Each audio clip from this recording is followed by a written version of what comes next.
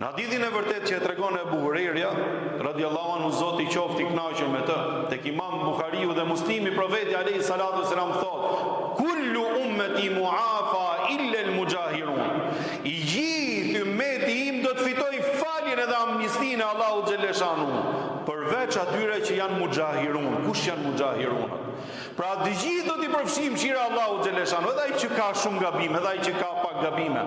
Të gjithë do t'i përfshijmë shira Allahu xhelle shanu, përveç një kategorie njerëzit që quhen mujahirun në gjuhën arabe. I kanë thënë: "O i dërguari i Allahut, kush janë këto mujahirun?" I thot profeti alayhi salatu wasalam: "Janë ata të cilët e bëjnë një të keq, Zoti ja mbuloi natën, dhe ata gdhihen të nesërmen dhe shkojnë dhe mburren e shfaqin të keqen dhe bëhen sprov për njerëzit. Pra nëse ke bërë diçka, një pislik, Zoti na ruaj. Po mos e shfaq atë nëse ta ka mbuluar Allahu xhelle shanu.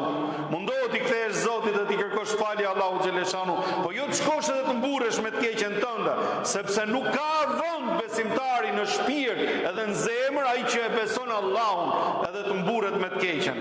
Çfarë do me tregu me të keqen? Do me ju bë sprov tjerëve, me që ti e bëre të keqen ta bëjnë edhe tjerët, apo do me i tregu tjerëve që kjo që bën ti nuk është rruga, rruga e profetëve nuk është rruga, rruga e njerëzve të mirë nuk është rruga, por rruga është rruga e të keqes?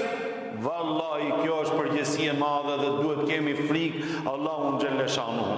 Profeti alayhi salatu wasalam thot: "Është ai i cili thot e bëri diçka, Zoti ja mbuloi me perden e tij. Ai shkon e shfaq thot edhe mburret, krenohet me mëkatin e tij. Kto nuk i përfshin falja dhe mëshira e Allahut xhelle shanu, Zoti na ruaj."